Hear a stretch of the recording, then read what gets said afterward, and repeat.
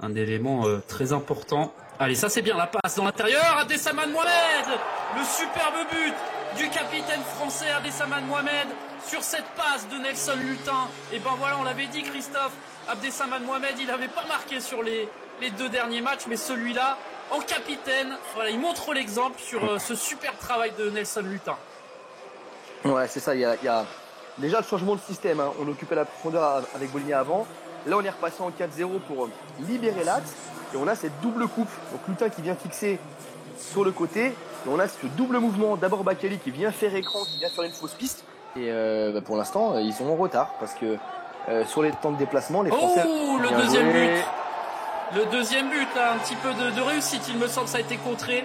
Et c'est Bilal Bakali qui transforme ce but. On va le revoir. Hein, parce que même le cadreur a été un petit peu surpris. Mais en tout cas, ça fait 2-0 pour les joueurs d'Access. C'est parfait. Très très bon début de match après 6 minutes. Ça fait 2-0. Et c'est un... Voilà, ça a été joué vite au premier poteau. On a essayé de trouver Abdessamad Mohamed. Et finalement, c'est Pérémitine, un petit peu malheureux sur ce coup-là. Le gardien qui ne peut pas faire grand-chose. Qui avait anticipé aussi, qui avait laissé son premier poteau. Et pas grand-chose à faire sur... ce but, Christophe, un petit peu de réussite, mais ça fait plaisir. Allez, attention là. Ross qui va trouver. Où c'est le but? C'est la réduction du score de Nikita Anisimov sur un coup de pied arrêté. Il a été un petit peu oublié là sur ce coup-là, le numéro 11 de cette équipe. Et qui ensuite, avec de la lucidité, quand même réussi à mettre ce ballon sous la barre. Il a eu tout le temps d'armer. Ouais. Surprenant, là, les Français défendaient bien en zone jusqu'à présent. Et là, surprenant parce qu'on a les deux Marocains qui se sont laissés aspirer par le numéro 9 biélorusse au premier poteau. Ça a laissé Mouillot à 1 contre 2. Et malheureusement, il a fait le choix de sortir pour la frappe de loin. Alors que le Biélorusse avait choisi de jouer à l'intérieur. Souel Moudi, Nelson Lutin, Mamadou Touré, voilà. On en parlait des internationaux français. Ça s'est bien joué. Et Abdessamad Mohamed, le doublé sur une nouvelle passe décisive de Nelson Lutin. Le 3e but pour l'équipe d'Access et le doublé pour le capitaine français Abdessamad Mohamed qui est récompensé de son bon match et de tous ses efforts collectifs sur l'ensemble des 3 matchs. Ouais, l'action s'est jouée en 3 temps. On est d'abord venu sortir du pressing biélorusse. Après, on a fixé une première fois côté gauche avec Lutin sur son passement de jambe qui a aspiré 2 joueurs biélorusses. La diagonale pour Mohamed qui a fixé encore à son tour. Et là, on avait beaucoup trop d'espace entre les lignes après. On a profité de l'espace, les Biélorusses étaient complètement prêts à défaut. Il promet aussi une suite de saison de D2 intéressante. Allez, Landry N'Gala, pourquoi pas? Oh là là, le petit chef-d'œuvre de Landry N'Gala, tout seul, comme un grand, il est allé le chercher, il est allé piquer son ballon, et ça fait 4-1 pour le club d'Access. Superbe, ce but de Landry N'Gala du pied gauche. Ouais, il est d'abord revenu compenser l'erreur de Boligna, et puis après c'est justement joué. Fin de passe intérieure qui tombe sur le capitaine biélorusse, et l'accélération derrière. Après on connaît Landry dans son couloir avec ses qualités, ballon piqué et la spéciale pour tromper le gardien adverse. Et ça fait déjà 4-1 et une avance maintenant assez confortable pour les Français. Ouais, c'est magnifique là. Il a été la mettre pleine lucarne. Et après 4 jours de compétition et cette intensité-là, tenir c'est pas si facile. Allez, Abdessamad pour le triplé. Et voilà, le triplé pour Abdessamad Mohamed. Ouais, ça fait plaisir, il peut avoir le sourire, le capitaine français. Ouais, c'est bien joué. Il y a eu un décalage, une incompréhension biélorusse là sur le bloc. On est venu bloquer Souel, mais il y a eu un retard à la passe. Et puis en fait, on est venu bloquer Souel surtout alors qu'Abdessamad était déjà haut. Et voilà, la lecture qui est parfaite, anticipation. Il n'y avait plus que cette ligne de passe là, il est venu la fermer. On connaît ses qualités défensives. Vu l'adversité et le rapport de force aujourd'hui, c'est clairement la meilleure option pour eux. Attention, Abdessamad Mohamed. Et le quadruplé pour le capitaine Abdessamad Mohamed. Et ben voilà, tout encore une fois la justesse technique, la lucidité du joueur français qui prend son temps. C'est magnifique l'interception.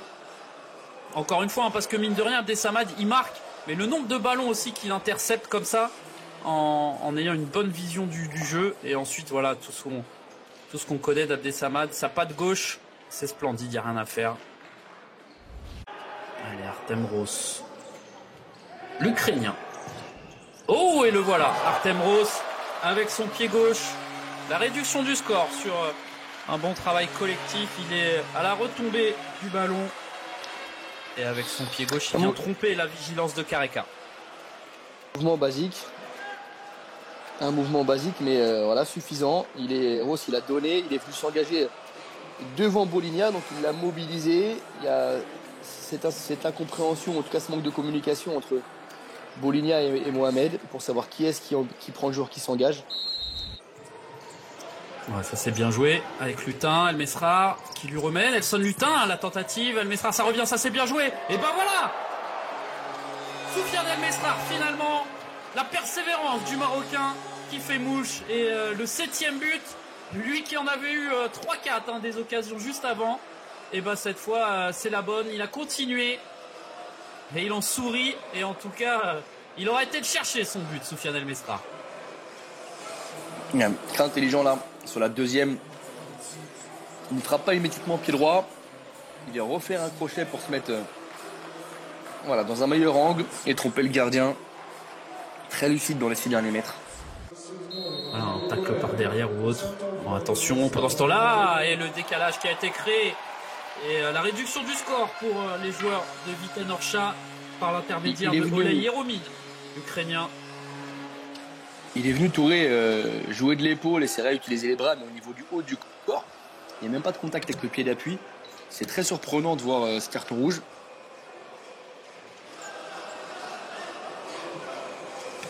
Allez, on espère que les joueurs d'Access vont vite se remobiliser sur ce fait de jeu qui est présent.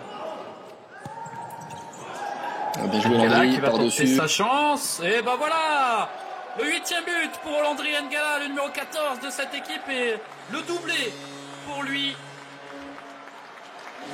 Il profite de la sortie du gardien pour marquer dans le but vide avec son pied gauche.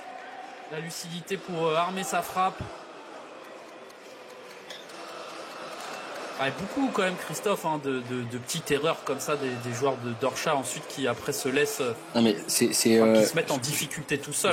Ouais, c'est ça, je comprends pas la prise de décision du porteur là qui fait la touche et qui vient alors qu'ils sont 5, ils ont plus le gardien, au lieu de jouer en soutien et de préparer l'action.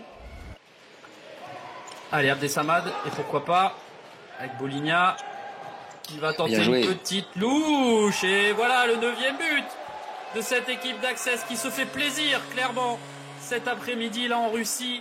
La joie de tous ces joueurs qui fait plaisir à voir, et le 9e but donc pour Thiago Boligna qui n'avait pas encore marqué, lui qui a été si précieux sur les 2 premiers matchs et récompensé aussi de ses nombreux efforts. Et encore une fois la lucidité d'Abdesamad qui attend. Voilà, c'est ce que j'allais dire, encore une récupération d'Abdesamad qui aura vraiment fait un tournoi de très haut niveau. Le capitaine parisien.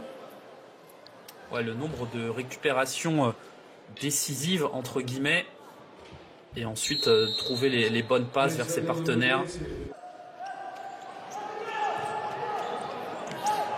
Allez, attention, par contre, il y a une petite mésentente là et ça profite à Maxime Batourine.